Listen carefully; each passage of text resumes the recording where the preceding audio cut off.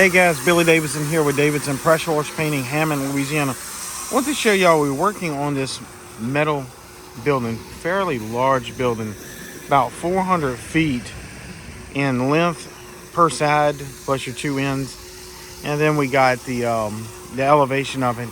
I guess that's probably 16 to 18 feet, maybe 20. That really doesn't matter. You know, the height of it, unless it gets over 3 or 4 stories, something like that, then that starts to matter. As you see here, Apex is just doing a rinse down with a ball valve, no wand attachment whatsoever. We're pushing approximately 6 gallons a minute out of that machine. I basically have my machine turned down to about half power, so that's what we're getting. We did come in and treat this with a 2% sodium hypochlorite, which is standard. I did put 1 cup of mean green in the mix just to kind of loosen up any hydrocarbons that might be on the metal side and that sort of thing, and just go and do a rinse down. A couple things I want to mention about this is oxidation removal, what we don't want to do with that. Also guys, if you're looking to learn how to price some of this type of commercial buildings, go check out my website. There'll be a link down in the description. We have a very particular training course on commercial buildings with a sample template contract. Kind of gives you something to go by. It's in a PDF form. Kind of just give you a little something to look at, and Mike can take some pointers out of our sample template and use it in yours. And you know, I always tell guys all the time, it's won or lost in the way you write your contract. So it's very important. So again, here we just ball valve and everything off. 2% sodium hypochlorite. There's a couple ways you can treat this metal.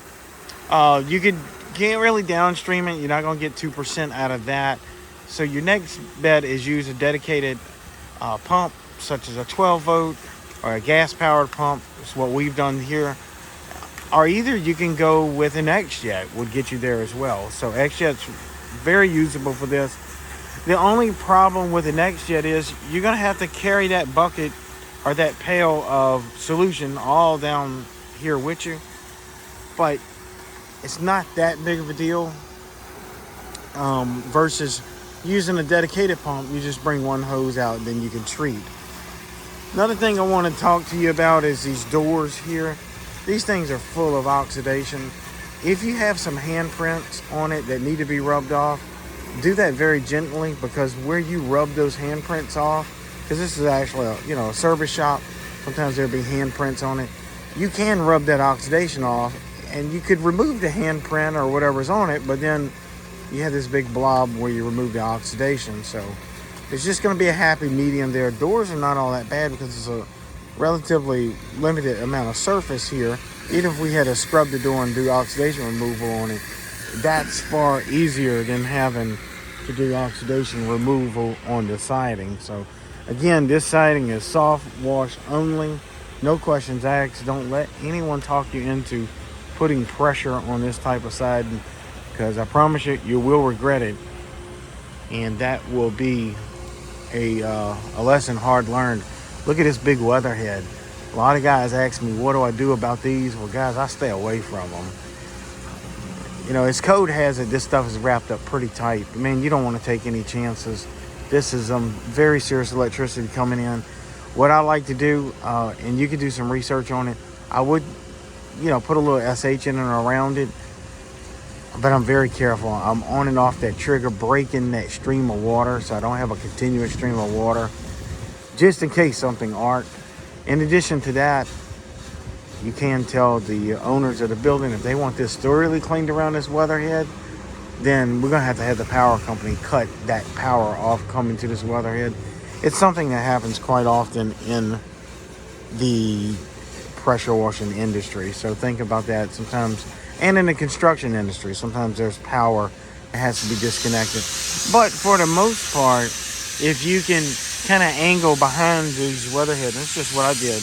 I stood basically right here and kind of shot my stream of water in there and let it ricochet.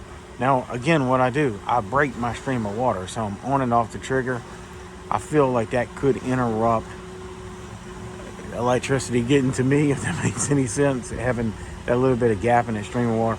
Again, it's not foolproof, but I've done hundreds of them like that. But you have to be very cautious around electrical components In addition to that, not only weather heads, but then you have all of this service part right here. All it is who knows what's in those boxes. So you don't want to be blowing no pressure water into there, water pressure into it, or strong sodium hypochlorite. You don't want to do any of that. Stay away from some of this stuff. Like I said, just treat it from a distance, and you might have to treat it twice, but you don't want to go in there with a wand and blowing water all in there. Not only for your sake, but for your customer's sake too as well. This stuff right here, I'm assuming this is some type of dehumidifier. I'm not even certain, really. I've seen a couple of these around. If you're going to wash the pad, try to do it on the lowest pressure setting as possible, whether you're using a white tip or a J-rod or something like that. Again, I wouldn't want to be putting 5 or 6% SH on this unit. It could probably handle it, but I'm not necessarily into using that strong of a solution to soft wash concrete. So think about that when you're doing it. And that's the same thing with these pads. I see a lot of the guys out here wanting to go exclusively to soft washing. And look, guys, I wish it was that easy, but it's just not.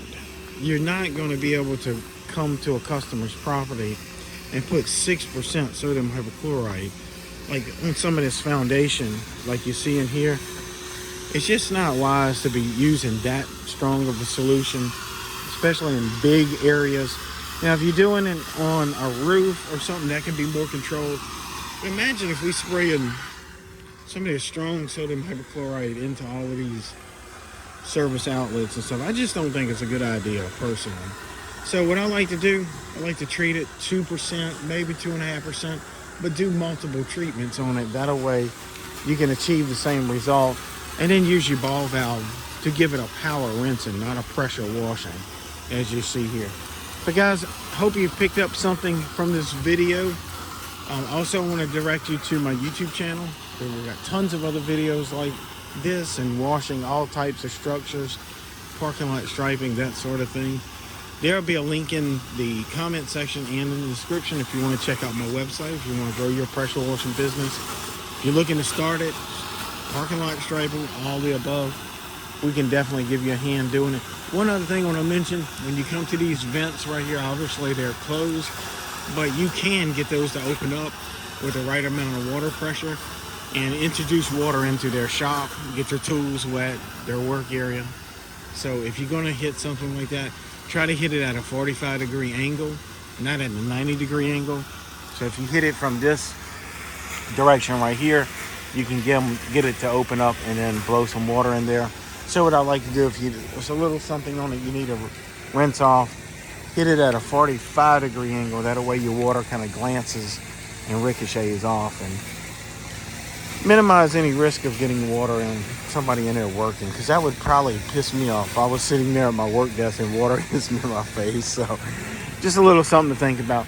Guys, anyway, I'm Billy Davidson here with Davidson Pressure Wash Painting, cleaning this metal building. We'll see y'all in the next video.